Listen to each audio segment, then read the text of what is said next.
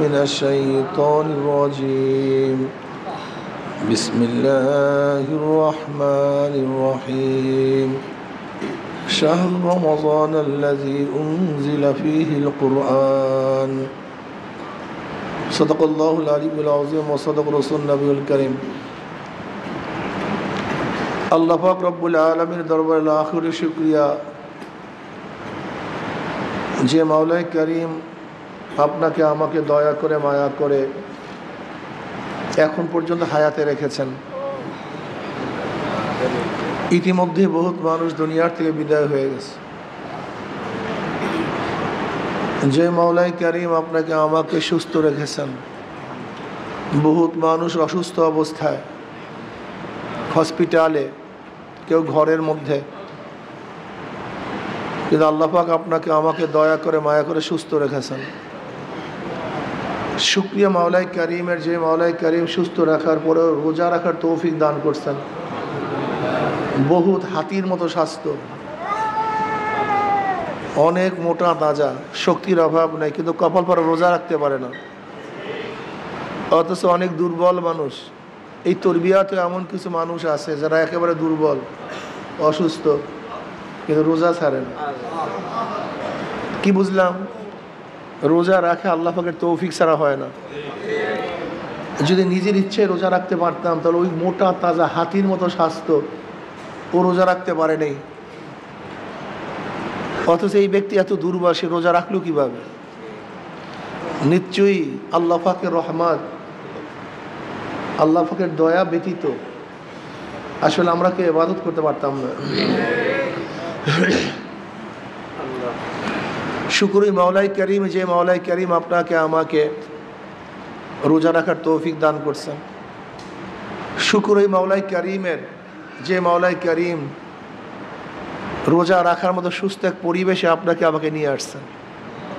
কত বড় লোক মুজাহিদ আস, কোটি কোটি টাকার মালিক, কিন্তু এখানে আসতে পারে না। এই পরিবেশে আসার সুযোগ হয় না, সময় পায় না। অথচ কত গরিব, ঠিক মতো খেতেও পারে না, সংসার চলে না, লেকিন ঠিকই পরিবেশে চলে আসছে।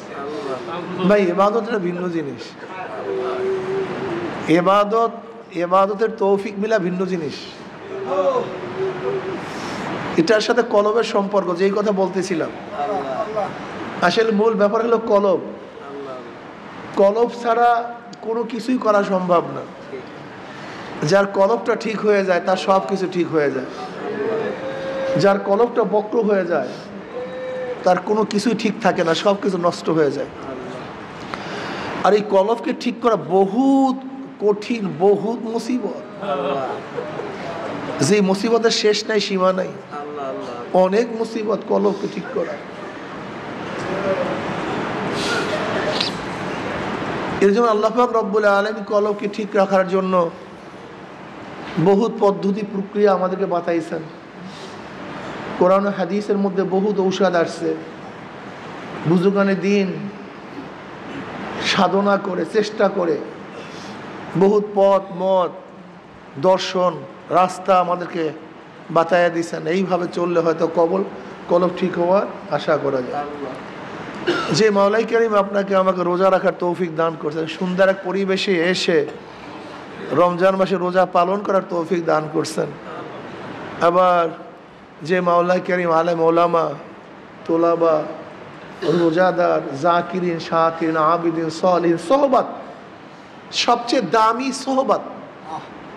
কালকে এক ছেলে আমাকে বলতেছে, কালকে না পরশু, যে হুজুর নেশাগ্রস্ত ছিলাম, রিহাবে ছিলাম, রিহাবে থাকার পরও নেশা ছাড়তে পারিনি, কিন্তু চরমনাই ময়দানে আসার পরে আল্লাহ পাক নেশা ভুলাই দিস। আমি বললাম, খবরদার, যারা তোমার আগের সাথী তাদের সাথে মিশবা না। এইটাই তোমার ফার্স্ট ঔষধ। এবং নেককার আল্লাহদের সোহবাতে থাকবে। তুমি হাজারো চেষ্টা করবে নেশা ছাড়ার জন্য, আর পুরান সাথীদের সাথে মিশবা, কিয়ামত পর্যন্ত ছাড়তে পারবে না। কিয়ামত পর্যন্ত ছাড়তে। সবচেয়ে বড় দামি হলো সোহবাত। সোহবাতের যে দামি কোনো জিনিস নেই, সবচেয়ে দামি সোহবাত। শিক্ষায়, দীক্ষায় মানুষকে পরিবর্তন করতে পারে না, কিচ্ছু করতে পারে না, কিচ্ছু করতে পারে না। এই যে আবরার ফাহাদকে হত্যা কারা করছে?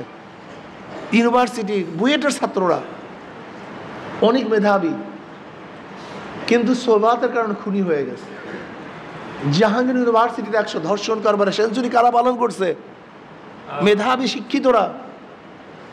শিক্ষায় তাদেরকে পরিবর্তন করতে পারেনি। আপনারা পত্রিকায় দেখেছেন, হেডলাইন আসছে, সকল শিক্ষিতই চোর না, কিন্তু যারা চুরি করে সবাই শিক্ষিত। সমস্ত শিক্ষিত, কিন্তু যারা চুরি করে সবাই শিক্ষিত। এই যারা ঘুষ খায়, চুরি করে, সরকারি মাল লুটপাট করে, মানুষকে জুলুম করে, অত্যাচার করে, অবিচার করে, এরা সবাই বড় বড় ক্যাডার, বড় বড় শিক্ষিত, কিন্তু শিক্ষায় কিন্তু চরিত্র পরিবর্তন করতে পারে নাই, কিচ্ছু করতে পারে না। এই শিক্ষার মাধ্যমে শুধু হবে না। অনেকে বলে সুশিক্ষা, মাদ্রাসার হাজারো ছাত্ররা কি নষ্ট হয় না? হাজারো মুফতি, হাজারো মুহাদ্দিস, হাজারো হাফেজ, হাজারো মাদ্রাসার তোলাবা জন্মের মতো নষ্ট হয় না? কারণটা কি? কোরআন হাদিস শিখছে, লেকিন সোহবাত পায় নাই। সোহবাত ভিন্ন জিনিস। সোহবাত সবচেয়ে দামি। সোহবাত থেকে সাহাবি, সাহাবিরা তো দামি হওয়ার কারণটা কি? এই সোহবাতের কারণে। সোহবাতের কারণে হাজারো মাটি সুবাসিত হয়ে যায়, আর এই সোহবাতের কারণে হাজারো ফুল নষ্ট হয়ে যায়। এই মানুষগুলি সবই দামি। সরদার আলম আলাইহিস সালাতু ওয়াস সালাম ফরমান, আন-নাসু মাআদিনু কা মাআদিনিজ যাহাবি ওয়াল ফিদ্দা, খায়রুন ফিল জাহিলিয়াতি খায়রুন ফিল ইসলাম ইযা ফাকিহু। মুত্তাফাকুন আলাইহির মধ্যে হাদিস আছে, মানুষগুলি সোনা রূপার খনির ন্যায় খনি। এরা প্রত্যেকে খনি, সোনার উপর খনির ন্যায় খনি। আর নাসু মাআদিনু কা মাআদিনিজ যাহাবি ওয়াল ফিদ্দা, মানুষগুলি সোনা এবং রূপার। এখানে মুমিনের কথা বলা হয় নাই, মুত্তাকিনের কথা বলা হয় নাই, নামাজির কথা বলা হয় নাই। নাস মানুষ, মানুষ সমূহ সোনা রূপার খনির নাই কি? সবাই খনি। এই যত মানুষ দেখেন দুনিয়ার মধ্যে সবাই দামি, সোনা রূপার মতো দামি। এত দাম খনি, শুধু সোনা রূপার টুকরা না, এরা বিশাল সোনা রূপার খনি। খেয়ালুম ফিল জাহিলিয়াতি খেয়ালুম ফিল ইসলাম, যারা জাহিলি যুগ উত্তম, ইসলামের যুগে তারাই উত্তম। ইজা ফাকিহু, যখন তারা দিন অর্জন করে, দিন শিক্ষা গ্রহণ করে, দিন শিখে, যখন দিন শিখে তখন এই মানুষগুলি দামি হয়ে যায়। আমি অনেক সময় উদাহরণ দেই, স্বর্ণের একটা টুকরা, সে ময়লার মধ্যে পড়া, এখন সব জায়গায় শুধু ময়লা আর ময়লা, সব জায়গায় কি ময়লা, এর কোনো দাম নাই, মূল্য নেই। কিন্তু যদি স্বচ্ছ পানি দিয়ে সোনার টুকরাকে ধুয়ে ফেলো, দেখবা আবারও দামি জিনিস বের হয়ে আসছে। কি কথা ঠিক না? আজকেও আমরা ময়লা, কাদা, গান্দার মধ্যে, ময়লার মধ্যে, ডুবার মধ্যে পড়া আছে, নর্দমার মধ্যে। ইমানের তাকওয়ার পানি দিয়ে এই ময়লা জিনিসকে ধুয়ে ফেলো, তুমি আবার দামি হয়ে যাবা, আবার দামি হয়ে যাবা। আন-নাসু মাআদিনু কা মাআদিনিজ যাহাবি ওয়াল ফিদ্দা। এই যে কোরআন ও হাদিসের বাণী দিয়ে হুদাল লিন-নাস, এই কোরআন আসছে কেন? এই মানুষকে হেদায়েত করার জন্য, রাহনুমাই করার জন্য, এই খারাপ মানুষদেরকে বাঁচাবার জন্য, তাদেরকে হেদায়েত করার জন্য। এর জন্য এই কোরআন দুনিয়াতে আসছে, হুদাল লিন-নাস ওয়া বাইয়িনাতিন মিনাল হুদা। এই কোরআন আসছে কেন দুনিয়াতে? নবী আলাইহিস সালাতু ওয়াস সালাম আসছেন কেন? এই গান্দা নর্দমার মধ্যে পড়া লোকগুলিকে উঠাইয়া উঠাইয়া ঈমান, ইসলামের তাকওয়ার পানি দিয়ে ধুইয়া একেবারে ফেরেশতা তুল্য বানায়া দেওয়া। ইমাম গাজ্জালী রাহমাতুল্লাহ আলাইহি বলেন, আল্লাহ পাক তার কুদরতে 3 ধরনের মাখলুকাত সৃষ্টি করেছেন। কয় ধরনের মাখলুকাত সৃষ্টি করেছেন? 3 ধরনের মাখলুকাত সৃষ্টি করেছেন। এটা সব স্মরণ রাখবেন। কয় ধরনের মাখলুক সৃষ্টি করছেন? নাম্বার 1 জানোয়ার, নাম্বার 2 ফেরেশতা, নাম্বার 3 মানুষ। হ্যাঁ বলেন, 1 নম্বরে কি, 2 নম্বরে, 3 নম্বরে? মাশাআল্লাহ, এই তো ভালো। জানোয়ারকে আল্লাহ পাক প্রবৃত্তি দান করছে, চাহিদা দান করছে। কি দান করছে? প্রবৃত্তি, চাহিদা। খাওয়ার চাহিদা আছে কি নাই? পান করার চাহিদা আছে কি নাই? পায়খানা প্রসাবের চাহিদা আছে কি নাই? যৌনতার চাহিদা আছে কি নাই? কিন্তু আকল নাই, জ্ঞান নাই। আছে চাহিদা, নাই কি? জ্ঞান নেই, শুধু চাহিদা। খাওয়ার চাহিদা, যৌনতার চাহিদা, প্রসাব করার চাহিদা, পায়খানা করার চাহিদা, পান করার চাহিদা। নাই কি? কি নাই? জ্ঞান নাই। আছে কি? চাহিদা। আছে কি? নাই কি? জ্ঞান নাই, চাহিদা। ফেরেশতা তার উল্টা, আল্লাহ পাক তাকে ভরপুর জ্ঞান দান করছে। কি দান করছে? ভরপুর আকলের অভাব নাই, জ্ঞানের অভাব নাই। জমনের আকল আলা, জমনের আবে সলে, সারাদিন ইবাদতের মধ্যে আছে। আল্লাহ পাক এরকম হাজারো ফেরেশতা নাজিল তৈয়ার করছেন সৃষ্টির থেকে এই দাঁড়ানো অবস্থায়, এই আল্লাহর সামনে দাঁড়ানো অবস্থা, এই এক দাঁড়ানো অবস্থা কিয়ামত পর্যন্ত। হাজারো ফেরেশতা এরকম সৃষ্টি করছেন সৃষ্টির পর থেকে রুকু অবস্থায়, এক রুকু থেকে কিয়ামত পর্যন্ত। হাজারো ফেরেশতা সৃষ্টি করছেন সৃষ্টির পর থেকে সেজদা অবস্থায়, এই এক সেজদায়। এরপরও যখন কিয়ামতের ময়দান উঠবে তাদের পাঁজর কাঁপতে থাকবে, এরকম এরকম পাঁজর থর থর থর করে কাঁপতে থাকবে। কেন? আল্লাহ তোমার যেইভাবে ইবাদত করার দরকার ছিল, উচিত ছিল, সে ইবাদত সেইভাবে করতে পারিনি। দেখেন, সৃষ্টির পর থেকে সেজদার মধ্যে, সৃষ্টির পর থেকে রুকুর মধ্যে, সৃষ্টির পর থেকে কিয়ামের মধ্যে, সৃষ্টির পর থেকে তাসবিহাতের মধ্যে, সৃষ্টির পর থেকে এক মুহূর্তের জন্য, এক সেকেন্ডের জন্য নাফরমানির মধ্যে জড়িত হয় নাই। এক সেকেন্ডের জন্য আল্লাহর অবদ্ধ হয় না, এক সেকেন্ডের জন্য অবদ্ধ, এক সেকেন্ডের ইবাদত থেকে নিজেকে মুক্ত রাখে নাই। এরপরও যখন কিয়ামতের ময়দান উঠবে তাদের পাঁজর থর থর থর থর করে কাঁপতে থাকবে ভয়। কেন? আল্লাহ যেইভাবে তোমার ইবাদত করার দরকার ছিল, উচিত ছিল, সেই ইবাদত করতে পারেনি। বনি আদম, ও বনি আদম, আমরা 2 রাকাত নামাজ, 2 একটা সিজদা দেওয়ার পরে নিজেকে কি মনে করি?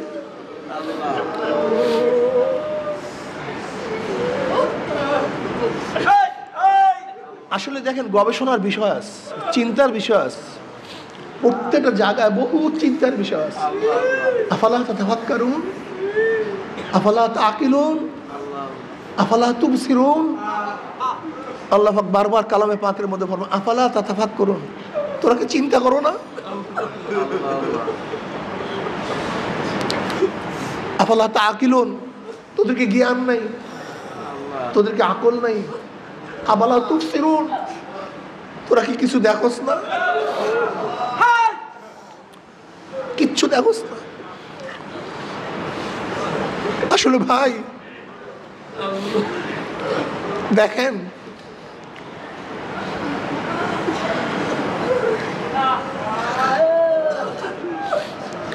ওয়াজাক্কির ফাইন্না যিকরা তানফাউল মুমিনিন। আসলে ওয়াজ তো আমরা সবাই জানি, বয়ান তো সবাই জানি, কিন্তু আসলে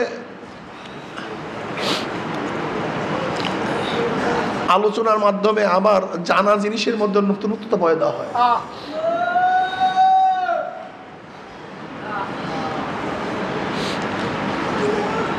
দেখবেন, নামাজ ফরজ সবাই জানি, আজান হয়ে গেছে জানি, আজান হয়ে গেছে আমরা জানি, কিন্তু এক ভাই বলছে ভাই নামাজ জানা জিনিস, যখনই বলছে ভাই নামাজ, তখন কিন্তু আবারও নতুন স্পৃহা সৃষ্টি হয়। জানি না তা না, জানি, কিন্তু আলোচনার মাধ্যমে আমার নতুনভাবে স্প্রিয়া সৃষ্টি হয়। ওয়াজাক্কির ফাইন্না যিকরা তানফাউল মুমিনিন, বারবার নসিহত করো, বারবার আলোচনা করো। আলোচনার মাধ্যমে মুমিনদের কি হয় ভাই? ফায়দা হয়, উপকার হয়। আল্লাহ কুল্লুম কদ আলেমা সালাতাহু ওয়া তাসবিহাহু, প্রত্যেকটা মাখলুকাত তার সালাত, তার তাসবিহ সম্পর্কে জানে। সূর্য কিভাবে ইবাদত করবে, কিভাবে মাওলাকে ডাকবে, সূর্য জানে। চন্দ্র কিভাবে মাওলাকে ডাকবে, চন্দ্র জানে। তারকাগুলো কিভাবে মাওলাকে ডাকবে, ওরা জানে। ওই পাখিগুলো আমার মাওলাকে কিভাবে ডাকবে। আল্লাহ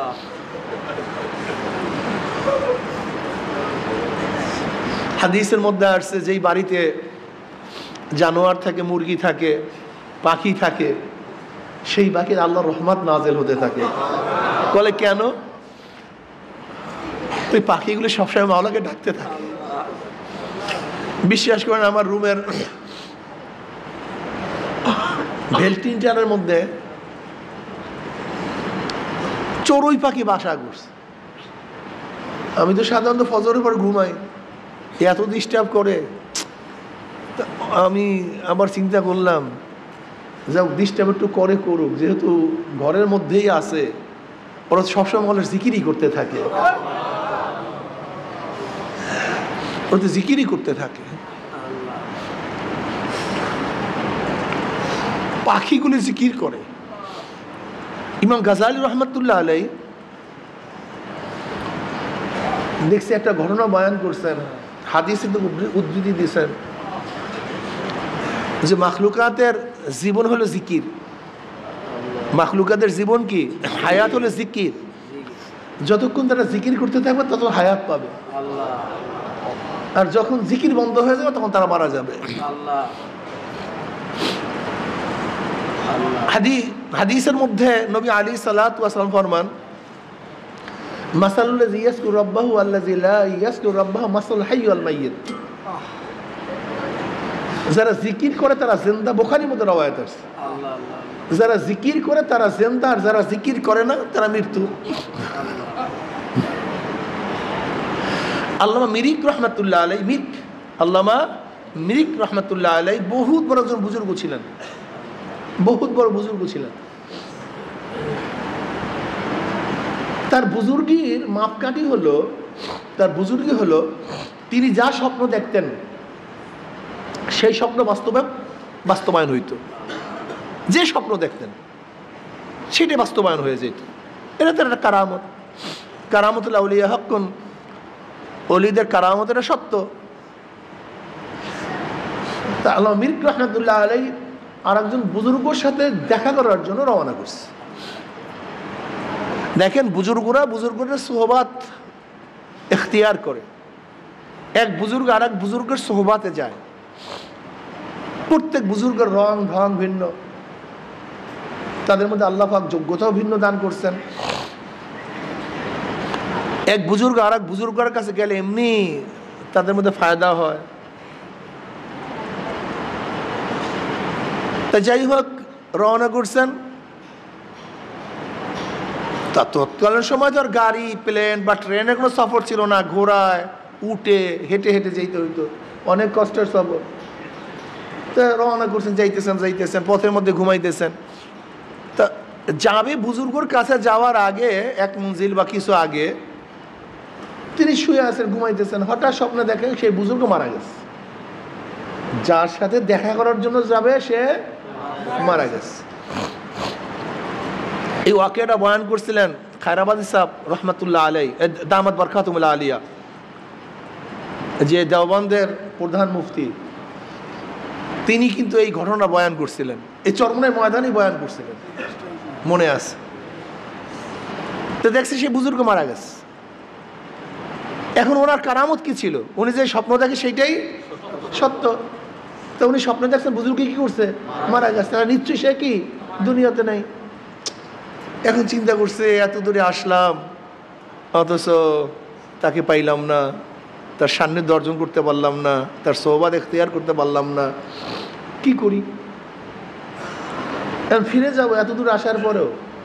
তো উনি চিন্তা করছে ঠিক আছে না যাই, তার দরবার দেখে আসি, কমপক্ষে তার কবরটা জিয়ারত করিয়ে আসি, এটাও তো ফায়দা থেকে খালি না। গেছেন, গিয়ে দেখেন যে না সে মারা যায়নি, সে জেতাস, উনি তো আশ্চর্য হয়ে গেছে, ঘটনা কি? এরকম তো হয় না, ব্যতিক্রম হলো কেন? এবার তার সোহবাতে যাওয়ার পরে আল্লাহ মীর রহমতুল্লাহ আলাই তাকে প্রশ্ন করছেন, হজরত আমার তো হালাতেই, আমার কাশপর অবস্থায় আপনি যা স্বপ্ন দেখি তাই বাস্তবতা হয়, কিন্তু আমি তো আপনাকে স্বপ্ন দেখলাম গতকালকে যে আপনি দুনিয়াতে নাই, কিন্তু বাস্তবতা দেখি আপনি আছেন, ঘটনা কি? কাল তুমি স্বপ্ন ঠিক দেখছো, তোমার স্বপ্ন মিথ্যা না, তোমার স্বপ্ন ঠিক ছিল। যখন আমাকে মৃত্যু অবস্থায় দেখছো নিশ্চয়ই তখন আমি জিকির থেকে গাফিল ছিলাম। আর হাদিসের মধ্যে আসছে যারা জিকির করে তারা জিন্দা, আর যারা জিকির করে না তারা মৃত্যু। নিশ্চয়ই তুমি আমাকে ঠিকই দেখছো, কিন্তু আমি জিকির থেকে গাফিল ছিলাম, এর জন্য আমাকে মৃত্যু দেখছো। আসলে দেখেন আমাদের চিন্তা ভাবনা আর আল্লাহ ওয়ালাদের চিন্তা ভাবনা কিন্তু এক না। এই যে বর্তমান জমানায় যে ফালতু লোকগুলি বের হয়েছে, ফাসেক লোকগুলি বয়ান করতেছে, ইসলাম ধ্বংসের জন্য এর চেয়ে বড় কিছুর জরুরত নেই। ইসলাম ধ্বংসের জন্য এইটাই যথেষ্ট, আর কিছুর দরকার নেই। আমাদের মতো ফাসেকটা বয়ান করা মানি ইসলামকে জবাই দেওয়া, আর কিছুর দরকার নেই। হাদিসে নাই, কোরআনে নাই, অমুকে নাই, তমুকে নাই, এই বুখারীতে নাই। তো ইমাম বুখারী রহমাতুল্লাহ আলাইহি হাদিস লেখার আগে গোসল করতে হবে, এইটা কোন কিতাবে আছে? কোন হাদিসের মধ্যে আছে? প্রত্যেকটা হাদিস লেখার আগে 2 রাকাত নামাজ পড়তে হবে, এটা কোন হাদিসের কিতাবের মধ্যে আছে? হাদিস লেখার আগে মুরাকাবা করতে হবে, এটা কোন হাদিসের কিতাবের মধ্যে আছে? কথাটা বুঝাতে পারি। ইমাম মালিক রহমতুল্লাহ আলাইহির ইমামের ব্যাপার, ইমামতের ব্যাপারে, তার ইলমের ব্যাপারে, তার ইস্তিহাদের ব্যাপারে, তার মুস্তানবিদের ব্যাপারে, তার বুজুর্গের ব্যাপারে দুনিয়ার কেউ ইখতিলাফ করে নাই। ইমাম মালিক রহমতুল্লাহ আলাইহির শাগির্দ ইমাম শাফি রহমতুল্লাহ আলাইহি, মালিক ইবনে আনাস, যার নাম কি মালিক ইবনে আনাস। ইমাম মালিক রহমতুল্লাহ বাবার নাম আনাস। 94 হিজরিতে তার জন্ম। কত হিজরিতে ভাই? আর ইমাম আজম আবু হানিফা রাহমাতুল্লাহ জন্ম হল 80 হিজরিতে। সাহাবাদের যুগ 100 হিজরি পর্যন্ত। তো ইমাম শাফির, ইমাম আজম রহমতুল্লাহ তো তাবি, সে তো তাবি, অনেক উঁচা মর্যাদার লোক সে। ইমাম আজম আবু হানিফা রহমতুল্লাহ আলাইহি, যিনি সরাসরি 5 জন সাহাবীদের থেকে হাদিস বর্ণনা করছেন, 7 জন সাহাবীদের সাথে মুলাকাত করছেন, সাক্ষাৎ করছেন। তার জমানায় 70 জন সাহাবী জিন্দা ছিল। ইমাম মালিক রহমতুল্লাহ আলাইহি আশেকে নবী ছিলেন। কি ছিলেন ভাই? আশেকে নবী, পাগলে নবী, নবীর পাগল, নবীর আশেক। উনি মদিনায় থাকতেন, মদিনায় বসবাস শুরু করছেন। ইশকের অবস্থা জানেন? এই বেয়াকুফেরা যারা শুধু কোরআনে নাই হাদিসে নাই, কোরআনে নাই হাদিসে নাই, কোরআনে নাই হাদিসে নাই, এই ওয়াকিয়া শোনো এবং অস্বীকার করার ক্ষমতা থাকলে অস্বীকার করো। তাহলে ইমাম মালিক রহমতুল্লাহ আঙ্গুল তুলো, তাকে নক্তা ধরো, তাকে ভুল ধরো, এরপরে সামনে কদম বাড়াও। ইমাম মালিক রহমতুল্লাহ আলাইহি মদিনায় কোনো সময় জুতা পরতেন না, জুতা পায়ে দিতেন না। এই বেটা, মদিনায় জুতা পায়ে দেওয়া যাবে না, কোন হাদিসের মধ্যে আছে? কোন কোরআনের মধ্যে আছে? আমাকে বলো তো। ইমাম মালিক রহমতুল্লাহ আলাইহি যখন পায়খানা প্রস্রাবে ধরতো, মদিনার এরিয়ার মধ্যে পায়খানা প্রস্রাব করতেন না, মদিনার বাইরে চলে যাইতেন। কোন হাদিসের কিতাবের মধ্যে আসছে? কোন জায়গায় আছে? কোন সাহাবী এই কাজ করছে? যে মদিনার মধ্যে পায়খানা প্রস্রাব করা যাবে না? হ্যাঁ, ইমাম মালিক রহমতুল্লাহ করতেন না। ইমাম মালিক রহমতুল্লাহ আলাই মদিনার মধ্যে মৃত্যুবরণ করতে হবে, বাহিরে যাবেন না। এর জন্য ভয়তে উমরা করতে যাবে, হজ করতে যাবে, যদি পথে মারা যায় তা আমার তো মদিনায় মৃত্যুবরণ হবে না, কি করব? এর জন্য উমরা হজ করতে যাবে, সে উমরা হজ করতে যান না। কোন কিতাবে আছে এরকম করতে হবে? আমার দেখা দেন তো কোন কিতাবে আছে, কোন হাদিসের মধ্যে আছে? এখন তো বের হন না, কি করবে? হঠাৎ ঘুমায় পড়ছে। কি করছে? ঘুমায় পড়ছে। স্বপ্নের মধ্যে জনাবে মুহাম্মদ রাসূলুল্লাহ সাল্লাল্লাহু আলাইহি ওয়াসাল্লামের সাক্ষাৎ। উনি চিন্তা করতে আছে, আমি তো মদিনা বাহিরে যাই না, যে মদিনার থেকে যদি বাহিরে গিয়ে মারা যায় তো আমার অবস্থাটা কি হয়? আমার তো মদিনায় দাফন হবে না। আর হুজুর আলাইহিস সালাতু ওয়াস সালাম যখন দেখছি তো খুব ভালোই হয়েছে, আমি জিজ্ঞাসা করবো নবী আলাইহিস সালাতু ওয়াস সালাম কাছে, ইয়া নবী আল্লাহ, আমার হায়াত কতদিন আছে? আমার যদি হায়াত দুটো বাড়ায় তাহলে হজ টজ করে চলে আসবো। ইমাম মালিক রহমান স্বপ্নের মধ্যে জিজ্ঞাসা করছেন, ইয়া নবী আল্লাহ, ইয়া রাসূলুল্লাহ, আমি কতদিন বাঁচবো একটু বলে দেন। যদি আপনি বলে দেন তাহলে আমি হজ করতে যাব, উমরা করতে যাব। নবী আলাইহিস সালাতু ওয়াস সালাম এরকম হাত উঁচা করলেন। কি করলেন? হাত উঁচা করলেন, আর কিছু বললেন না। ইমাম মালিক রহমতুল্লাহ আলাইহি চিন্তা করলেন, আমি কয়দিন হায়াত? 5 দিন, 5 মাস না 5 বছর। শুধু তো হাত উঠেছে, আর তো কিছু বলেন। কি উঠেছে? হাত উঠেছে। কি করা যায়? এখন ব্যাখ্যাকারীর কাছে ব্যাখ্যা করতে হবে। ইবনে শিরিন, মোহাম্মদ ইবনে শিরিন, মোহাম্মদ ইবনে শিরিন রহমতুল্লাহ আলাইহি যুগ শ্রেষ্ঠ ব্যাখ্যাকারী, যুগ শ্রেষ্ঠ ব্যাখ্যাকারী মোহাম্মদ ইবনে শিরিন রহমতুল্লাহ আলাইহি।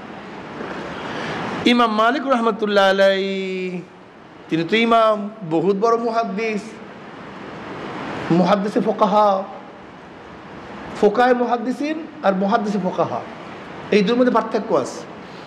ইমাম মালিক রহমতুল্লাহ আলাইহি ছিলেন মুহাদ্দিসিন ফুকাহা, আর ইমাম আজম আহমদ রহমতুল্লাহ ছিলেন ফুকাহে মুহাদ্দিসিন।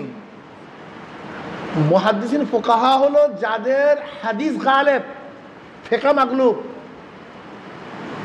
যাদের হাদিস, অর্থাৎ তারা হাদিস নিয়ে বেশি চর্চা করেন, হাদিস নিয়ে বেশি আলোচনা করেন, হাদিসের সনদ নিয়ে বেশি কালাম করেন, অর্থাৎ তাদের ফন হলো হাদিস, মুহাদ্দিস। কিন্তু তাদের কাছে মানুষ মাসালা জিজ্ঞাসা করে, মাসাল ইস্তেনবাত তারা করে, কিন্তু তাদের গালেব কি, প্রাধান্য কি? হাদিস। কিন্তু ফতুয়াও দেন। এজন্য মুহাদ্দিসিন ফুকাহা, তাদের মূল হলো হাদিস, কিন্তু তারা কি? ফকিহ। তারা ফকিহ, তারা মুফতি, তারা মুস্তাহিদ, ইমাম, কিন্তু গালেব কি? হাদিস।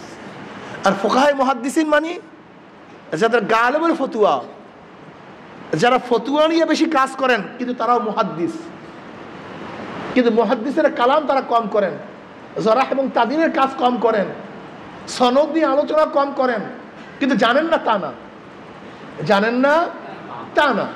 যেগুলো আমাদের এখানে যে ইফতায় পড়ে তারা সবাই দাওরা পারে, তারা সবাই মুহাদ্দিস, কিন্তু বলি তাদেরকে মুফতি, তার মানে সে মুহাদ্দিস না তা না, কিন্তু তাদের গালেব কি? ফিকহ, ফতুয়া দেওয়া। আর যারা মুহাদ্দিস তারা ফতুয়া জানে না তা না, কিন্তু তাদের গালেব কি? হাদিস। তো ইমাম আজম আবু হানিফা রাহমাতুল্লাহ আলাইহির গালেব ছিল ফতুয়া, ফতুয়া নিয়ে বেশি আলোচনা করতেন, কিন্তু ফতুয়া দিবেন হাদিস না জানিয়া। আমাদের দেশের এমন জাহেল, আরে আমাদের দেশের পাগলগুলি কোন পাগল, কোন জাহেল, এ বেয়াকুব, যদি হাদিস না জানে সে বলতে ফতুয়া দিবে কিভাবে? যদি হাদিস কোরআন নাই জানে ইস্তেনবাত করবে কিভাবে? তো ইমাম মালিক রহমতুল্লাহ আলাইহি ফুকাহে মুহাদ্দিসিন না, তিনি মুহাদ্দিসিন ফুকাহা, তিনার গালেব হলো হাদিস।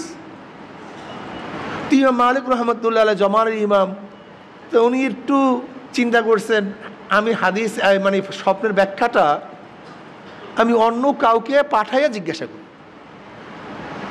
তা ইমাম মালিক রহমতুল্লাহ শাগরেদকে পাঠাইছেন, যাও তুমি ইবনে শিরিনের কাছে গিয়া বলো যে একজন ব্যক্তি এই স্বপ্ন দেখছে, তার ব্যাখ্যাটা কি। স্বপ্ন হলে এই যে নবী আলাইহিস সালাতু ওয়াস সালাম জিজ্ঞাসা করছে সে কতদিন বাঁচবে। তা নবী আলাইহিস সালাতু ওয়াস সালাম এক হাত উঠাইছেন, এখন 5 দিন না 5 মাস না 5 বছর এটা জানার জন্য পাঠাইছে। ইবনে শিরিন বলছে এই স্বপ্ন দেখছে কে? বলে একজন লোক দেখছে। সাধারণ মানুষের কোনো স্বপ্ন না, এই স্বপ্ন তো যোগসৃষ্ট জমানার আলেম, সবচেয়ে বড় যে আলেম ইমাম, এটা তার স্বপ্ন হবে। তা আমার জানা মতে এই মদিনার মধ্যে, এই জমানার মধ্যে এখন সবচেয়ে বড় আলেম হলো ইমাম মালিক। এই স্বপ্নটা ইমাম মালিকেরই স্বপ্ন হবে। এখন ওই ব্যক্তি বলছে না, আমাকে তো নিষেধ করছে কার স্বপ্ন, তবে হ্যাঁ আমি তার কাছে জিজ্ঞাসা করে আসি, তারপর আমি নাম বলবো। তো যাও, যদি নাম না বলো আমি স্বপ্নের ব্যাখ্যা করব না। কিন্তু আমার ধারণা এই স্বপ্ন হলে ইমাম মালিকের হবে। এই স্বপ্ন যেরকম যেমন তেমন মানুষ এই স্বপ্ন দেখতে পারে। দেখেন আনজিলান নাসা মানাজিলাহু, হাদিসের মধ্যে আসছে আনজিলান নাসা মানাজিলাহু, প্রত্যেকের স্তর ভিন্ন পাগল। সবই ফুল, সব গোলাপ না। সবই খনি, সব খনি স্বর্ণ না। সবই পাথর, সবই পাথর ডায়মন্ড না। সবই গাছ, সব গাছ চন্দন না। সবই পানি, সব পানি জমজম না। সবই মানুষ, সব মানুষ আবু বকর না, ওমর না, ওসমান না, আলী না। সবই মানুষ, সব মানুষ হাসান বসরি না। সবই মানুষ, সব মানুষ আব্দুল কাদের জিলানী না। সবই মানুষ, সবাই বাইজিদ বুস্তামি না। সবই মানুষ, সবাই মঈনুদ্দিন চিশতি না। সবই মানুষ, সব হাজী সাহেব রহমতুল্লাহ আলাইহি না। সবই মানুষ, সবাই রশিদ আহমদ গঙ্গুই না। সবই মানুষ, সবাই কারি ইব্রাহিম না। সবই মানুষ, সবাই হযরত ইসহাক না। সবই মানুষ, সবাই ফজলুল করিম রহমতুল্লাহ আলাইহি না। সবই মানুষ, পার্থক্য আছে কি নাই? সবাই স্বপ্ন দেখি, সবাই স্বপ্ন কিন্তু এক না। সবাই স্বপ্ন এক না। ইমাম মালিক রহমতুল্লাহ আলাইহির স্বপ্ন আর তোমার আমার স্বপ্ন এক না। এবার ওই ব্যক্তি জিজ্ঞাসা করছে ইমাম মালিক রহমতুল্লাহ আলাইহির কাছে যে আপনার স্বপ্নর তো ব্যাখ্যা দিবে না যতক্ষণ আপনার নাম না বলবো। বলে যাই বলো মালিক ইবনে আনাস আপনার কাছে স্বপ্নের ব্যাখ্যা জিজ্ঞাসা করছে। তখন ইবনে শিরিন বলেন নবী আলাইহিস সালাতু ওয়াস সালাম 5 আঙ্গুল উঠায় দেখাইছে 5টা জিনিস, যে আল্লাহ ব্যতীত কেউ, কোন জায়গায় বৃষ্টি হবে, গর্ভের মধ্যে কি আছে, আগামীকাল কি করবে, তার রিজিকের অবস্থাটা কি, সে কোন জায়গায় মৃত্যুবরণ করবে, এই সম্পর্কে দুনিয়ার কেউ কে জানে? এক কথা, কিয়ামত কখন হবে, কিয়ামত কখন হবে আল্লাহ ব্যতীত কেউ জানে না। এই 5টা আঙ্গুলে ইমাম মালিক রহমতুল্লাহ আলাইহি মদিনা থেকে বের হননি। সেই মদিনার মধ্যে আমাকে বলেন তো কোন হাদিসের মধ্যে আছে, কোন কোরআনের মধ্যে আছে আব্দুল্লাহ ইবনে উবাই ইবনে সুলুল তো মদিনায় মারা গেছে, তাতে ফায়দাটা কি, লাভটা কি? কিন্তু ইমাম মালিক রহমতুল্লাহ আলাইহি ইশকে নবী, আশিকে নবী, এর কোনো মাসালা নাই, এর কোনো মাসালা নাই। আমি বহুত গবেষণা করিয়ে দেখছি বর্তমান জমানায় ফিসকিয়াত এত পরিমাণে জাগ্রত হয়েছে যে এখন কোরআন হাদিস মানে আসলে কোরআন হাদিস কিছুই মানে না, ওরা বুঝেই না কোরআন হাদিস। যদি কোরআন ও হাদিস এত মানতে ইমাম মালিক রহমতুল্লাহ আলাইহি যারা কোরআন হাদিসের ব্যাখ্যা দিছে তারা কি কোরআন হাদিস বুঝে নাই? ইমাম বুখারী রহমতুল্লাহ হাদিস লিখছে সে কোরআন হাদিসের ব্যাখ্যা বুঝে নাই? ইমাম মালিক রহমতুল্লাহ আলাইহির শাগির্দ ইমাম শাফি রহমতুল্লাহ আলাইহি, ইমাম শাফি রহমতুল্লাহ শাগির্দ ইমাম আহমদ হাম্বল রহমতুল্লাহ আলাইহি। দেখেন ইমাম মালিক কে আর ইমাম আজম কে, এগুলি জানতে হবে তোমাকে আমাকে। ইমাম মালিক রহমতুল্লাহ আলাইহির শাগির্দ ইমাম শাফি, শাফি রহমতুল্লাহ বাড়ি কোথায়? মক্কায়। ইমাম শাফি রহমাতুল্লাহ বাড়ি কোথায়? জন্ম কত হিজরিতে? 150 হিজরিতে। ইমাম শাফি রহমাতুল্লাহ জন্ম হয়েছেন 150 হিজরিতে। গরিবের সন্তান। মদিনায় আসছে ইমাম মালিক রহমাতুল্লাহ আলাইহির কাছে ইলম অর্জন করার জন্য। এর জন্য ইলম অর্জন করার জন্য সফর করতে হয়। মান সালাকা তরিকান ইয়ালতামিসু ফিহি ইলমান সাহহালাল্লাহু বিহি তরিকান ইলাল জান্নাহ। যারা ইলম অর্জন করার জন্য সফর করবে, পথ অতিক্রম করবে, রাস্তা চলবে, এই যে ইলম অর্জন করার জন্য আসছেন, বাড়ির থেকে আসছেন, এখানে আসছেন কেন? ইলম অর্জন করার জন্য, আমল করার জন্য। যারা ইলম অর্জন করার সফর করবে, আল্লাহ পাক রব্বুল আলামিন তাদের জন্য জান্নাতের পথ সোজা করে দেবেন, সহজ করে দিবেন। জান্নাতের পথ সহজ করে দিবেন, এইটাই তো নিয়ম। ইমাম শাফি রহমাতুল্লাহ আলাইহি তিনি মক্কার থেকে বের হয়েছেন কিসের জন্য? ইলম অর্জন করার জন্য। শাফি রহমাতুল্লাহ। ইমাম মালিক রহমাতুল্লাহ সোহবাতে ছিলেন, হাদিস শিখছেন। ইমাম মালিক রহমাতুল্লাহ বলে, যাও তুমি ইরাকে চলে যাও। ইরাকে কি ইমাম ইউসুফ রহমাতুল্লাহ আলাইহি সান্নিধ্য অর্জন করে ফিকহ শিখো। ইমাম ইউসুফকে ইমাম আজম আবু হানিফা রহমাতুল্লাহ আলাইহির শাগরেদ, প্রধান শাগরেদ। ইমাম ইউসুফ রহমাতুল্লাহ তিনি একজন গরিব লোক ছিলেন। তার বাবা মা ধুপি ছিল, ধুপি, কাপড় খাসত। এই কাপড় খাসা পয়সা দিয়ে জীবিকা নির্বাহ করতেন। ইমাম ইউসুফ রহমাতুল্লাহ আলাইহির মা ইমাম আজম আবু হানিফা রহমাতুল্লাহ আলাইহির কাছে তার বাচ্চাকে ছোটবেলা নিয়ে গেছে।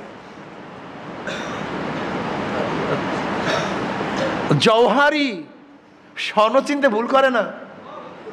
স্বর্ণকার স্বর্ণ চিনতে ভুল করে না। ইমাম ইউসুফ রহমাতুল্লাহ আলাইহিকে দেখার পরে, তার চালচলন দেখার পরে চিন্তা করছেন, এই ছেলে তো যেমন তেমন ছেলে না, এ তো অন্য অন্য বাচ্চার মতো বাচ্চা না, এ তো মারাত্মক বিষয়। এবার ইমাম আজম আবু রহমাতুল্লাহ তার মাকে বলতেছে, তোমার বাচ্চাটাকে আমাকে দিয়ে যাও, আমি তাকে পড়াই, আমি শিক্ষা দীক্ষা দেই, আমার কাছে দিয়ে যাও। তো ঠিক আছে, রাখেন। আবার কয়েকদিন পর আসছে, বলে আমার ছেলেটাকে দিয়ে দেন। বলে কেন, কি হয়েছে? বলে খাবো কি? যে ইউসুফ রহমতুল্লাহ আলাইহির মা আসছে, আমার বলা দেন। বলে কেন? বলে কাজ করামো, সাথে নিয়া কাপড় চুপড় ধোয়ামো, নাহলে খামু কি? ইমাম আজম আবু রহমত তখন বলছিলেন এক কথা, যে তোমার ছেলেকে আমি এমন শিক্ষা দেব, তোমার ছেলেকে আমি এমন শিক্ষা দেব, রাজা বাদশাহ যেই খানা খায় তোমার ছেলেও সেই খানা খাবে। অপেক্ষা করো। বিশ্বাস করছে মা বিশ্বাস করে। এর জন্য সবর করতে হয় পাগল। অনেক মারা সবর করতে পারে না। এ আমার মারা যারা ঘরে আছেন, বয়ান শুনতেছেন, মাদ্রাসায় পড়ান না, আমাদের চর্ম নাই, অধিকাংশ বাচ্চারা মাদ্রাসায় পড়ে না। আমার মা বোনেরা এত তালিম শুনে, এত বয়ান শুনে, কিন্তু মেয়েগুলিকে সব স্কুলে বেপর্দা অবস্থায় পাঠায়। আচ্ছা বলেন, বিশ্বাসের হাট বুখাইনগর চরমনি ইউনিয়নের স্কুলগুলিতে মেয়েরা বেপর্দা যাবে কেন? এদের তো 100% পর্দা করা উচিত ছিল। কিন্তু দিনের মেজাজ, পরিবেশ, কেন আমাদের চরমনি ইউনিয়নের মা বোনেরা কেন বোরকা পরবে না?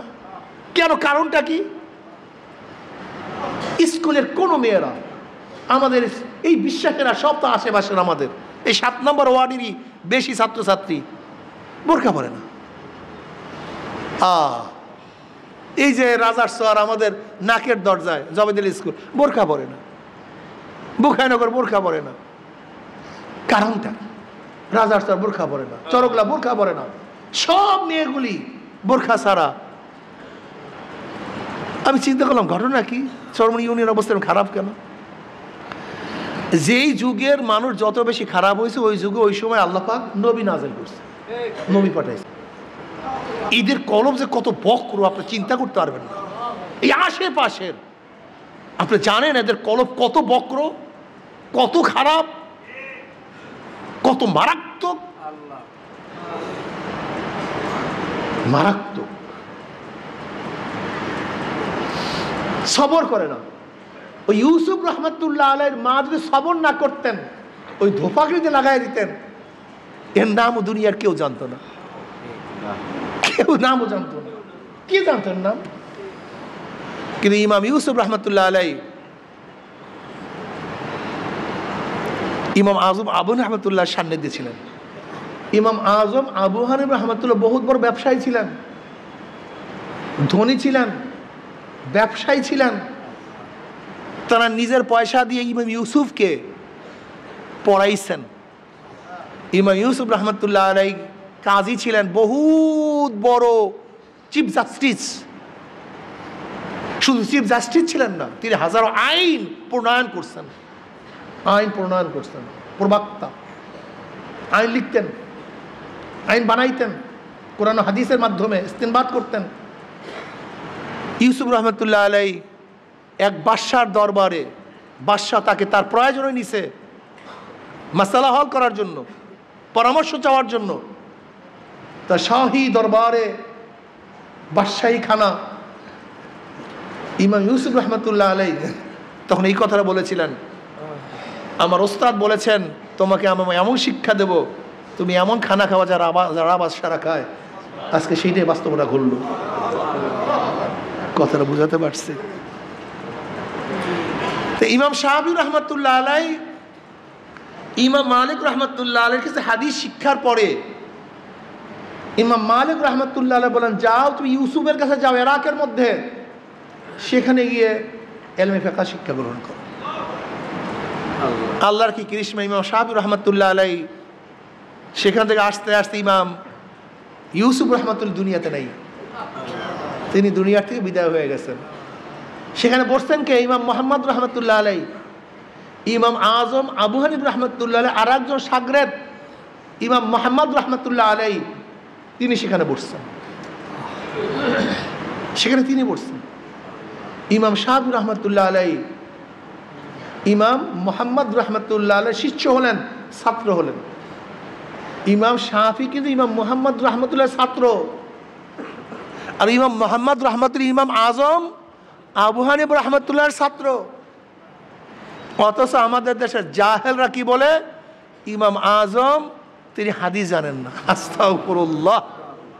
বিয়াকুবির তো একটা চরম সীমা থাকা চাই, এ চরম সীমা অতিক্রম করছে। ইমাম শাফি রহমতুল্লাহ আলাইহি সেখান থেকে এলেম অর্জন করার পরে মিশরে চলে যান। ইমাম মোহাম্মদ রহমতুল্লাহ আলাইহি থেকে এলেম অর্জন করার পরে মিশরে চলে যান। উনি আজীবন মিশরে ইন্তেকাল করেন। ইমাম শাফি রহমতুল্লাহ আলাইহি যখন ইমাম মোহাম্মদ রহমতুল্লাহ আলাইহি থেকে বিদায় হন, তিনি তখন বলছেন, হামালতু আন মুহাম্মাদিন বিকরু বাঈরান, আমি মোহাম্মদ থেকে এক উট বোঝা পরিমাণ এলেম অর্জন করছি। এত এলেম ছিল তার। এই ইমাম শাফি রহমতুল্লাহ আলাইহি শাগরেদ ইমাম আহমদ হাম্বল রহমতুল্লাহ আলাইহি, আর ইমাম আহমদ হাম্বল রহমতুল্লাহ শাগরেদ ইমাম বুখারী রহমতুল্লাহ আলাইহি। যাই হোক, আমি যেটা বলতেছিলাম, ইমাম মালিক রহমতুল্লাহ এত বড় ইমাম, এত বড় মুহাদ্দিস, এত বড় মুফতি, কিন্তু এশকে নবীর হালাতটা কি? মদিনার থেকে বের হয়নি, মদিনায় পায়না পোশাক করেন, নদীনে জুতা পায়ে দিয়ে হাঁটতেন না। এর কারণটা কি? এখানে কেতাবে লেখা আছে, মানে এশক এবং মোহাব্বত কেতাবে লেখা থাকে না, এটা অন্তরের বিষয়, এটা কলবের বিষয়। এশকে আসল আস্তু কুসু বরফুরু আল্লাহ হর কে জুজমা শুকে বাকি জুমলা সু। এশকের আগুন যদি কলবে একবার লাগিয়া যায়, তাহলে সব চালাইয়া পুরাইয়া সব সারকার করিয়া বলে, কিচ্ছু ঠিক থাকে না। আসলে তোমার আমার মধ্যে এশক এবং মোহাব্বত নেই, ভালোবাসা নেই। লা তাকুমুস সাআ হাত্তা ইয়াকুলু ফিল আরদি আল্লাহ আল্লাহ। ততক্ষণ পর্যন্ত কিয়ামত হবে না যতক্ষণ পর্যন্ত গোটা দুনিয়ার মধ্যে আল্লাহ আল্লাহ আল্লাহ বলার মধ্যে একজন লোক থাকবে, ততক্ষণ পর্যন্ত দুনিয়াতে কি হবে না। তার মানে লোকগুলি আস্তে আস্তে ভালোর দিকে যাবে না খারাপের দিকে যাবে?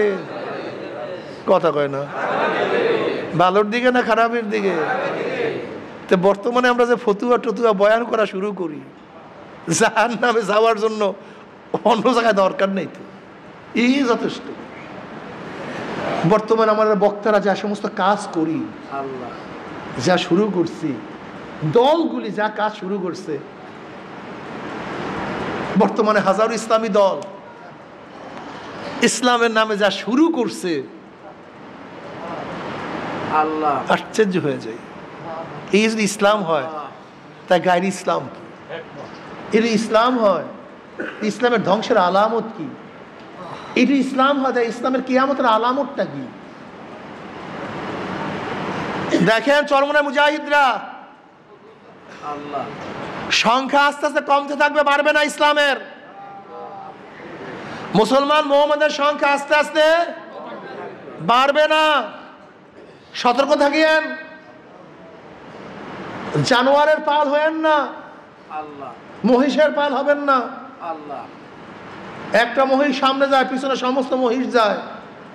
একটা গরু সামনে যায়, পিছনে সমস্ত গরু চলতে থাকে। দেখবেন হাজার হাজার হাঁস, একটা হাঁস সামনে যায়, পিছনে সমস্ত হাঁসগুলি চলতে থাকে। খবরদার, হাঁসের পাল হবেন না, গরুর পাল হবেন না। ওমর বিন খাত্তাব রাদিয়াল্লাহু আনহু কথাকে কিয়ামত পর্যন্ত অন্তরের মধ্যে, কলমের মধ্যে ধারণ করেন। কিয়ামত পর্যন্ত কি বলেছেন? যদি গোটা দুনিয়ার মধ্যে কেউ মুসলমান না থাকে, আমি একা মুসলমান থাকবো। একা একা গোটা দুনিয়ার মধ্যে কেউ যদি নামাজ না পড়ে, আমি একা নামাজ পড়বো। গোটা দুনিয়ার মধ্যে কেউ যদি রোজা না রাখে, আমি একা রোজা রাখবো। গোটা দুনিয়ার মধ্যে কেউ পর্দা না করলে, কথা কয় না, কেউ নাই দুনিয়ায়, কেউ পীর বুজুর্গ মুহাদ্দিস মুফতি কেউ পর্দা করে না। গুমরাহ হবেন না। লা তাআতা লি মাখলুকিন ফি মাসিয়াতিল খালিক। গুনার উপরে কারো অনুসরণ করা যাবে না। চরমনে মুজাহিদরা হাদিসের ওই বাস্তব নমুনা আসতে আছে। নবী আলী সাল্লাল্লাহু আলাইহি কি বলছেন? এমন এক জমানা আসবে, ঈমান রাখা কেমন কষ্ট। জ্বলন্ত আগুনের আংটা, আগুনের কয়লা, জ্বলন্ত আগুনের কয়লা হাতের মধ্যে রাখা যত কষ্ট, ঈমানের উপর, ইসলামের উপর থাকা তত কষ্ট হবে। কিন্তু খবরদার, সতর্ক থাকেন, মারাত্মক অবস্থা। আপনি বুঝেন একটা আগুনের কয়লা হাতের মধ্যে, হ্যাঁ, তার চেয়ে বেশি কষ্ট হবে। ভুলিয়েন না কিছু, বিভ্রান্ত হবেন না, কিন্তু খবরদার, গোটা দুনিয়া সবাই বিপর্দা হইল, পর্দা ফরজ। গোটা দুনিয়া সবাই দাড়ি ছাটলে কামাইলেও দাড়ি রাখা ওয়াজিব। সবাই দাড়ি কামায়, সমস্ত ওলামায়ে কেরাম দাড়ি কামায়, ছাটে, কিন্তু দাড়ি রাখা কিন্তু ওয়াজিব। দাড়ি ছাটা কাটা সম্পূর্ণ হারাম, মনে রাখবেন। ধ্বংস হয়েন না, জমানা খুবই খতরনাক, ঈমানের উপর থাকা খুবই মুসিবত। জানি না কয়দিন কি হয়, খুব কঠিন মাসালা, খুব শক্ত থাকেন। শায়েখ রহমতুল্লাহ আলাই, আমাদের শায়েখ মুর্শিদ রহমতুল্লাহ আলাই যেই পথের উপরে ছিলেন, যেই মতের উপরে ছিলেন, পাহাড় নড়িয়া যাবে ইনশাআল্লাহ, মশার পরে ইনশাআল্লাহ।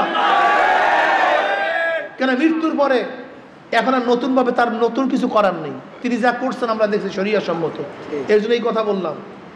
যদি তিনি বেঁচে থাকতেন তাই কথা বলতে পারতাম না, কারণ জানি না তার ভবিষ্যতে কি হয়। কথাটা বুঝাতে পারি নাই, কিন্তু তিনি চলে গেছেন। আমরা বহুত গবেষণা করছি, তার কোনো মত এবং পথের মধ্যে গুমরাহি ছিল না। কি কথা ঠিক না? এবং আমরা তাকে আল্লাহর ওলি মনে করি। আমি বিশ্বাস করি যতদিন পর্যন্ত এই আল্লাহর কুতুবের আদর্শ নীতির উপরে কায়েম ও দায়েম থাকবেন, আশা করি ইনশাআল্লাহ যেমন আমাদের দাদাজান আব্বাজান রহমতুল্লাহ আলাই তারা স্পষ্ট আল্লাহ পাকের জাতের উপরে ভরসা করে বলেছেন, তোমাদেরকে যে 5 ঔষধ রাখলাম যদি ঠিক মতো থাকতে পারো, শয়তান পাহাড় টলাতে পারে, তোমাদের ঈমান টলাতে পারবে না ইনশাআল্লাহ। মুস্তাকামাত থাকলে জমানা খুবই খারাপ, খুবই কঠিন। কিন্তু নবী আলাইহিস সালাতু ওয়াস সালাম একদিন জমিনের উপর সোজা একটা টান দিয়েছেন, সোজা। এরপরে টান দেওয়ার এদিকে টান দিয়েছেন, এদিকে টান দিয়েছেন, এদিকে টান দিয়েছেন, এদিকে টান দিয়েছেন। এবার নবী আলাইহিস সালাম সাহাবাদেরকে জিজ্ঞাসা করছে, সাহাবারা জানো আমি কেন এই একটা দিলাম এবং আশেপাশের দাগগুলি কেন দিলাম? আল্লাহ আল্লাহ রসুলই ভালো জানেন। দেখো এইটা হলো সোজা জান্নাতের পথ, সিরাতুল মুস্তাকিম। এই সোজা পথটা কি? সবাই বলেন কিসের পথ? জান্নাতে, সোজা জান্নাতের পথ। আর আশেপাশের পথগুলি কি? গোমরাহির পথ, জাহান্নামের পথ। ফলে দেখো তোমরা যখন জান্নাতের পথে চলতে যাও, প্রত্যেকটা মোড়ে মোড়ে শয়তান দাঁড়ানো আছে। কত সুন্দর উদাহরণ রে, কত সুন্দর নবী আলাইহিস সালাম বুঝাইয়া দিস। প্রত্যেকটা মোড়ে মোড়ে মোড়ে মোড়ে প্রত্যেকটা পদে পদে কি দাঁড়ানো আছে? যখনই জান্নাতে যাইতে যাবা অমনি টান দেবে, দিকে পথ এইটা। মুজাহিদের সামনে যাবা আবার টান দেবে, পথ এইটা। আবার সামনে যাবা, পথ এইটা। আবারও সামনে যাবা, পথ এইটা। খবরদার এদিক ওদিকে যাওয়া যাবে না। যে যেই মানের শয়তানের ধোকাও সেই মানের, যে শয়তানের ধোকাও। আব্দুল কাদের জিলানী রহমতুল্লাহ আলাই একদিন রাস্তা দিয়ে হাঁটতেছেন, দেখেন মেঘ ছায়া দিতে আসে। কি ছায়া দেয়? তিনি হাঁটতেছেন, ছায়া দিয়ে চলতেছে মেঘ। তাকে দেখতেছে, তার সাথে সাথে চলতেছে। আপনি আমি কি মনে করতাম বিশাল বুজুর্গ, আমার সে বড় বুজুর্গ আর কি আছে, মেঘ আমাকে ছায়া দেয়। কিন্তু আব্দুল কাদের জিলানী রহমতুল্লাহ চিন্তা করলেন, কই নবী ছাড়া তো কোনো বুজুর্গকে মেঘ ছায়া দেয় না, নবী ছাড়া তো কোনো বুজুর্গকে মেঘ ছায়া দেয় না, তা আমাকে ছায়া দেয় কেন? নিশ্চয়ই এটা শয়তান, নিশ্চয়ই এটা কি? লা হাওলা ওয়ালা কুওয়াতা ইল্লা বিল্লাহিল আলিয়্যিল আযীম। ফু মারছে, অমনি দেখে মেঘ নেই, মেঘ পরিষ্কার। সামনে এক বুড়া মেয়ার ডালি নিয়ে হাঁটে হাজির, সামনে এক বুড়া মেয়া হাজির হয়ে গেছে। কে তুই? বলে আমি তো ইবলিস। বলে ছায়া দেশে? কি বলে আমি ছায়া দেশে আমি। বলে আপনাকে আসলে আপনার এলেম বাঁচায় দিস। আমি কত বুজুর্গকে এই মেঘের ছায়া দিয়া নিজের মধ্যে বুজুর্গি ভাব সৃষ্টি করে ধ্বংস করে বলাইছে, কিন্তু আপনি আহলে এলেম, এলেমওয়ালা দেখেন। বর্তমান জামানায় কিন্তু আমাদেরকে একটু তারিফ করলে আহলে এলেম, আপনি এলেমওয়ালা, এই ফুইলা যাই। কি যে মনে করি নিজেকে, কি রে মামা। বরফির আব্দুল কাদের জিলানী রহমতুল্লাহ আলাইহি যখনই বলছেন আপনার এলেম আপনাকে বাঁচাইয়া দিস, কত বুজুর্গকে ধ্বংস করে ফেলাইস। এবার আব্দুল কাদের জিলানী রহমতুল্লাহ আলাইহি বলেন, ও শয়তান, যদি এলেমই আমাকে বাঁচাইতে পারতো, আমার সে তুই বড় আলেম, তোকে বাঁচাইতে পারলো না কেন? তোর এলেম তোকে বাঁচাইতে পারলো না কেন? তুই তো আমার সে হাজার হাজার গুণ বড় আলেম, তুই তো মুআল্লিমুল মালাইকা। আল্লাহ তো তোকে সমস্ত এলেম দান করছে, সমস্ত নবীদেরকে যত এলেম দান করছে ওই পরিমাণ ব্যাখ্যা সহকারে তোকে এলেম দান করছে। তোর তো এলেমের কোনো অভাব নেই। শয়তানের নাম আলেম, ও অনেক জানে, জমনের জানা জানে, তা তোকে রক্ষা করতে পারলো না কেন? যদি এলেমে আমাকে বাঁচাইতে পারে, তুই তোকে বাঁচাইতে পারলো না কেন? শোন শয়তান, আমাকে এলেম আমাকে বাঁচায় না, আমার মাওলা আমাকে বাঁচাইছে, আমার মাওলা রহমান আমাকে বাঁচাইছে। তখন শয়তান বলছে, আসলেও আপনার আল্লাহর রহমান। ভাইও, আল্লাহর রহমত ছাড়া কিচ্ছু হয় না রে পাগল। ইমাম হযরত বরবিল আব্দুল কাদের জিলানী রহমাতুল্লাহ আলাইহি যেই মানের শয়তান তাকে ধোকাও দিছে, সেই মানের তোমার আমার তো কিছুই লাগে না। এমনি তো আমরা শয়তানের গোলাম, সারাদিন শয়তানই তো কাম করি। শয়তান টাকা দেবে কোন সময়? বরং মিনাল জিন্নাতি ওয়ান নাস আল্লাযী ইউওয়াসউইসু ফি সুদুরিন নাসি মিনাল জিন্নাতি ওয়ান নাস। শয়তান কয় প্রকার? কয় প্রকার? জিন শয়তান, এর মধ্যে শেষ শয়তান কোনটা? মানুষ শয়তান। মিনাল জিন্নাতি ওয়ান নাস, তার মানে মানুষ শয়তান অনেক বড় শয়তান। এই মারাত্মক অসওয়াসা দেয়। এর জন্য ভাইও চরমনাইতে যারা আছেন খুব সতর্ক থাকিয়েন, খুব সতর্ক থাকিয়েন, খুব সতর্ক। খবরদার, আল্লাহর কুতুব রহমতুল্লাহ আলাইহি যেই মত, যেই পথ, যেই আদর্শ রাখছেন, ইনশাআল্লাহ ভুল হওয়ার ভুল তো এখন তার, সে তো মাঝি হয়ে গেছে, মাঝি তো তার ভুল হয় না। মাঝি তো সব, নতুন হওয়ার কিছু নাই, ভুল সঠিক সব তো মাঝিতে। কথাটা বুঝাতে পারি নাই। আমি এখানে আসছি, আমার আসার মতো কোনো ভুল আছে? আমি যাব, যাইতেও পারি, কিন্তু মাঝির মধ্যে কি থাকে না? শখ থাকে না, সন্দেহ থাকে না। হাল মুস্তাকবিলের মধ্যে কি থাকে? সন্দেহ থাকে। জিনিসটা বুঝাতে পারি। তার শায়েখ রহমতুল্লাহ আলাইহি সব কিছু অতীত হয়ে গেছে, নতুনভাবে ভুল হওয়ার সম্ভাবনা নাই। ভুল শুদ্ধ সব শেষ, বাঁচা গোছা সব শেষ। তার যতগুলি সঠিক বিষয় আছে, ওই বিষয়গুলির উপরে যে ইনশাআল্লাহ আমরা ইস্তেকামত থাকতে পারি, আশা করা যায় ইনশাআল্লাহ, আশা করা যায় ইনশাআল্লাহ, তাহলে এই কাফেলা একদিন না একদিন জান্নাতে যেতে পারবে, যদি আল্লাহ কবুল করেন। রাজি আছেন ইনশাআল্লাহ? খুব সতর্ক থাকেন, আর মাঝে মাঝে মাওলার কাছে দোয়া করি। ইয়াবা মোরায়ানা বায়াম জুস্তু জুয়েমি কুনাম হাসেল আয়াদ ইয়ানা আয়াদ আরজু এমি কুনাম। এইটা বেশি বেশি হাজী সাহেব রহমতুল্লাহ আলাইহি এই বয়াতটা বেশি বেশি পড়তেন।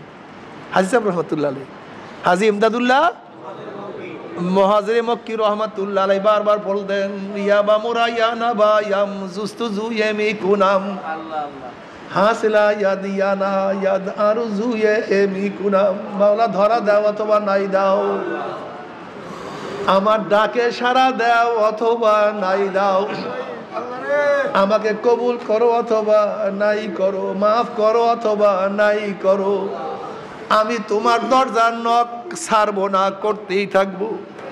তোমার পথ ছাড়বো না, তোমার পথেই থাকবো।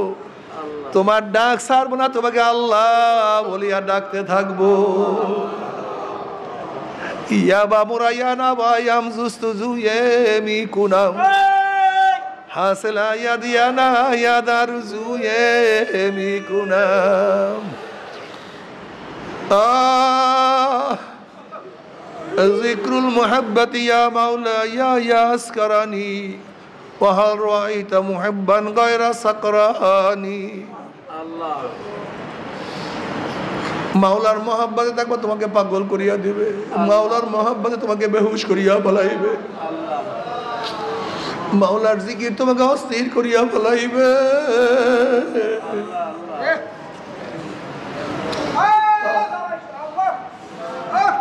বাবারে আজকে রহমতের 10-4 দিন চলিয়া যাইতে আছে। নবী আলাইহিস সালাতু ওয়াস সালাম ফরমান, মাওলার রহমত বুঝে কেউ জান্নাতে যাইতে পারবে না।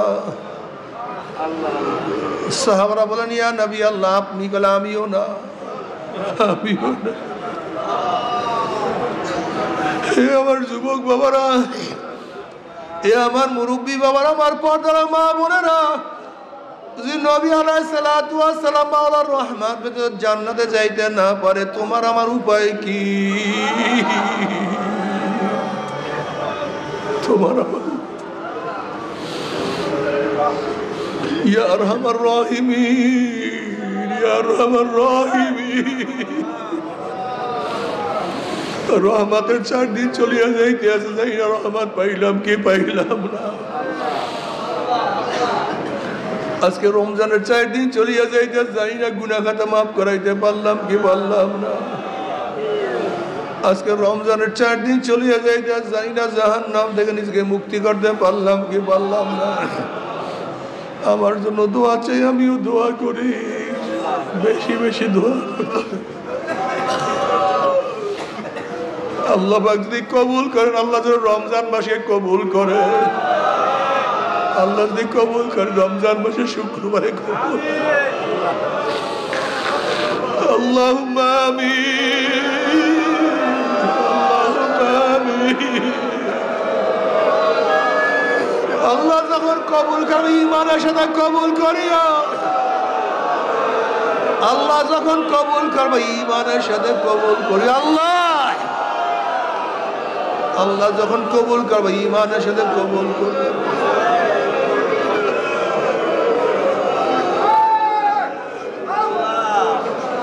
আল্লাহ যতদিন জিন্দা ইসলামে জিন্দা রাখিও। আল্লাহ গুনাহ যা করছে মাফ করিয়া দিও। আল্লাহ গুনাহ যা করছে মাফ করিয়া দিও। আল্লাহ আল্লাহ গুনাহ যা করছে মাফ করিয়া দিও। আল্লাহ গুনার থেকে বাঁচিয়া থাকার তৌফিক দিয়া দিও। আল্লাহ গুনার থেকে বাঁচিয়া থাকার তৌফিক দিয়া দিও। আল্লাহ গুনার থেকে বাঁচিয়া থাকার তৌফিক দিয়া দিও। আল্লাহ আল্লাহ গোটা দুনিয়ার রহমত নাযিল করো। গোটা দুনিয়ার গুনার দুনিয়ার মাখলুকাত রহমত নাযিল করো। মাওলা হে মাওলা হে আল্লাহ আল্লাহ তুই আমাদের সবাইকে মাফ করে দাও। আল্লাহ সবাইকে ক্ষমা করে দাও। আল্লাহ এই তরিকার মধ্যে যারা অন্তর্ভুক্ত হবে একজনকে জাহান্নামে নিও না।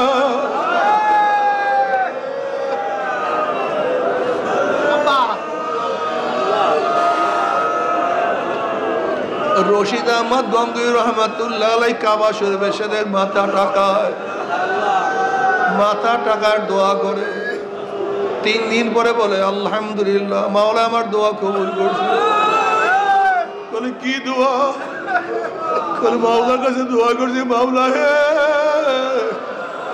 এই তরিকার মধ্যে যারা অন্তর্ভুক্ত হবে একজনকে জাহান্নামে নিও না।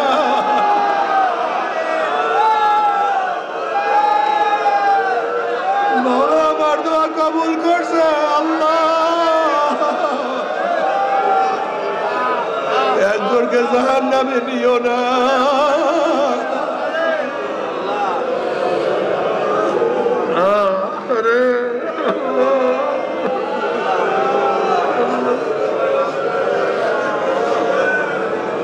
একজনকে জাহান্নামে নিও না। আল্লাহ আল্লাহ আমরা যারা হাত তুললাম, আমাদের বাপ মা দাদা দাদু নানান স্ত্রী পুত্র পরিজন আত্মীয় স্বজন ভাই বন্ধু নানা নানু দাদা দাদু বংশের যে যে কবর সবার কবর আযাব চিরতরে মাফ করে দাও। খাস করে আমাদের শায়খ মুর্শিদের কবরকে জান্নাতের বাগিচা বানা দাও। দাদা দাদার কবরকে জান্নাতের বাগিচা বানা দাও। এই তরিকার সমস্ত মাশায়েখদের কবরকে জান্নাতের বাগিচা বানা দাও। মায়ের কবরকে জান্নাতের বাগিচা বানা দাও। নসলের যত মানুষ আছে সবার কবরকে জান্নাতের বাগিচা বানা দাও। আমাদের আওলা আওলা তোমার খাস গোলাম বাদশা কবুল করে না।